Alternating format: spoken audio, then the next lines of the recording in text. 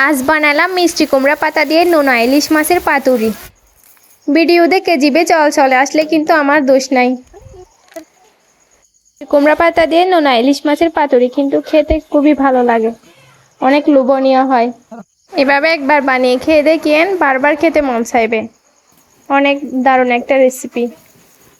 পাতুরি বানানোর জন্য আমাদের যা যা লাগছিল: মিষ্টি কুমড়া পাতা, পেঁয়াজ কুচি, মরিচ গুঁড়া, হলুদ গুঁড়া, মশলা গুঁড়া, তো সরিষার তেল, আরও অ্যাড করছিলাম কাঁচামরিচ। সবগুলো মিক্স করে মেখে আমরা মিষ্টি কুমড়া পাতার মধ্যে মুড়িয়ে বানিয়ে নিলাম আর কি। এই নোনা ইলিশ মাছের পাতুরি আমাদের ফ্যামিলিতে সবাই পছন্দ করে। তো বানাতে বানাতে অপেক্ষা করছিলাম কখন যে হবে, কখন যে গরম ভাত দিয়ে খেতে পারবো, ওয়েট করতেছিলাম সবাই। এখন কড়াইতে তেল দিয়ে দিলাম। তো তেল গরম হয়ে আসলে একে একে সবগুলো পাতুরি দিয়ে ভেজে নিব, তাহলে আমাদের পাতুরি রেডি। ভিডিওটি কেমন লাগলো কমেন্ট করে জানাবেন। আর হ্যাঁ, নোনা ইলিশ মাছের পাতুরি খেতে কে কে পছন্দ করেন কমেন্টে বলে যাবেন। নিত্য নতুন ভিডিও পাওয়ার জন্য ফলো দিয়ে পাশে থাকবেন।